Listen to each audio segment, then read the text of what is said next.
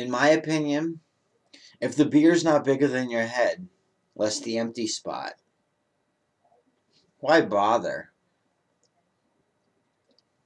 So, see the bathrobe? That can only mean one thing. It's time to read out of Bettina's journal. Ready? Dear Journal, so much has happened since I last wrote in here. Where to start? Jonathan Alexander is now officially Crista Lynn. She took my last name and made it her middle name, which I thought was so sweet. She is now a full-time woman, and a pretty one at that.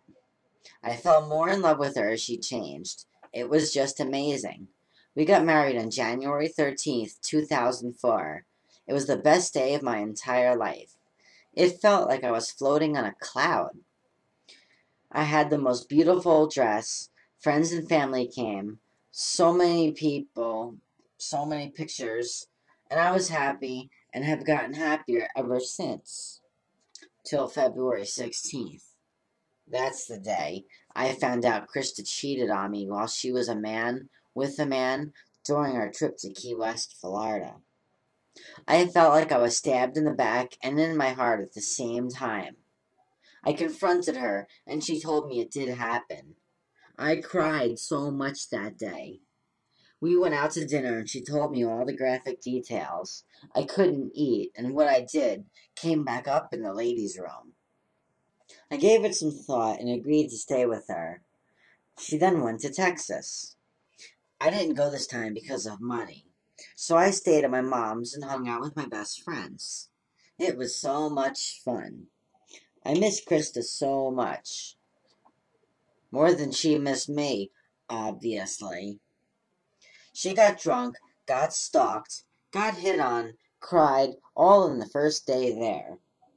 I had to call the Texas police from New Jersey. She even got into a car with a strange guy. She'll learn, one day. Okay, now to present day. We got married. Crista never put me in the insurance, so I thought I was still on my parents' insurance. Come to find, my real dad told the insurance I got married and mailed my parents a statement that it says I owe $400 for a dog bite on my face that happened when we moved to Newton. Yeah, I moved too. And a $2,000 OBGYN visit. And there's more on the way. So because of this, Crista is in the process of getting our marriage annulled. So there was another stab into my back and heart. She said she only married me because it was my dream. Yeah, some dream. Got married, and 2 to 3 months later, getting a divorce. I think that's worse than never having my dream. If me and Crista, God forbid, don't work out, I don't ever want to get married again. When Krista's not around, the slightest things make me cry. Like today, I cried when I knew she was at the lawyer's to get our marriage annulled. I had to close down and take a break in the bathroom because of it. I just don't think she understands how I feel. Everyone is so happy we are doing this. Everyone but me. I think that's all for today. I got a lot off my mind. This was good. Crista just hugged me for the second time in our relationship because I was crying. Felt good. Bettina. Nothing like opening up an old wound, huh? I'm not even gonna defend myself here. I was an asshole to Bettina. On one hand, I can easily say that divorcing her at least allowed me to explore myself as a woman. But on the other, I can also say that staying with her would have most likely kept me out of jail. I will admit, though, had Bettina and I stayed married, I would have surely erupted one day and gone nuts. Not like physically hurting her going nuts, but personal, internal chaos. I was obviously becoming interested in guys, though I would have never admitted it this early on. I guess at 24 years old and going through a sex change, I never really considered what it truly meant to be married. At the time, all it was to me was a contracted relationship. See, When you go to a judge to get married, you don't hear all that in sickness and in health jargon. He wanted us out of there as fast as we came in. Here are your papers. Sign them, and it's official. Still, I had wronged Bettina so many times without her even knowing it, and I knew it was just a matter of time before it all came back to bite me in the ass. We were already arguing prior to all this coming to a head. I was constantly on the move, going from state to state for my electro, planning $5,000 to $7,000 worth of surgeries a pop, and working every single waking hour to pay for it all. And my doing so put our relationship in the back seat. Add the fact that I was now seriously considering moving to Connecticut, which would only further remove Bettina from her home state, friends, and family, and even now, I honestly don't think that it was the proper of time for either of us to have been married. I understand why we rushed it, but if you look at the circumstances...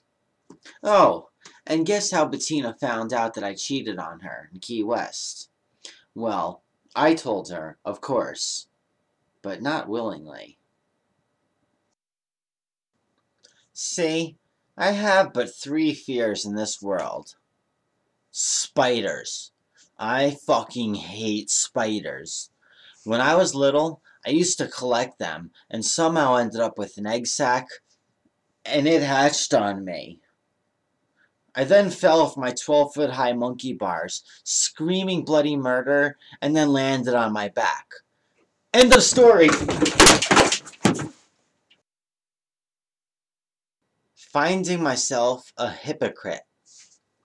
It may sound like a strange fear, and although this worry of mine wouldn't really manifest itself until later in life, I realized through a lot of soul searching and listening and talking that humans more often than not contradict themselves. I will one day go on a journey to be perfect and free of lies, nothing but blunt honesty, but to do that, I often had to listen carefully to my own words, and in doing so, I quickly noticed how even in the slightest chatter, my words often clashed. It was a mindfuck and practically drove me crazy. So there's fear number 2. Number 3. This one is a snoozy. Unbeknownst to myself, I like to talk in my sleep. Yep, it's the most vulnerable feeling in the world, knowing that I do so. Not that I always had something to hide. However, knowing now to the depths of the detail that I've gone into, this scares the ever-living shit out of me. I guess in admitting this now, I can no longer get a job as a spy. Don't bother waterboarding her. Just slip her an Ambien and wait 10 minutes. Anywho, so that's how Bettina found out. But before you go thinking that I have a conscience, think again. Apparently, Bettina had known all along that I talked to my sleep, because she used to do so every freaking night. Bettina started talking to me, she later told me, and the subject was Key West. I could only imagine the way she whispered it all into my sleeping ears. Remember driving to Florida? Remember the dry Tortugas? Remember Duval Street?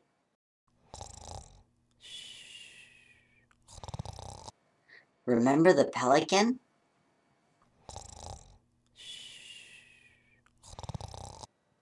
Remember when I cheated on you with those 2 guys on New Year's Eve? No! She later told me that I went into great details. I unconsciously spilled my guts. It wasn't until I was at work the next day that she laid it on me. I got that dreaded, "we need to talk when you get home" speech. I tried explaining to her the thoughts I was having at the time and how I wasn't yet aware of my transgenderedness. I told her that if not for that night in Key West, I might have never even began my transition. She might have even bought it had she then not asked if I ever cheated on her with anyone else, bringing to light my few lunch dates with the gay guy from work. I guess the moral of the story is that I really had no morals at all, just as Sue had been telling me all along. I know that as I changed, my lesbian fantasies slowly began to disappear. In fact, all of my fantasies were quickly fading, thus making sex, or at least orgasm, harder than ever to achieve. Things that used to turn me on no longer applied, and mentally pretending that I was a girl didn't really seem to make sense anymore. And seeing as how most of my fantasies were girl-girl related, I wasn't really sure what to think now. I wasn't like I ever deliberately set out to hurt her. I just didn't stop to think about my actions. Stuff like this was bound to happen. This is why it was a bad idea for us to get married so quickly, logically speaking. And generally speaking, this is why I should have avoided relationships altogether. Some parts of me were simply never going to change.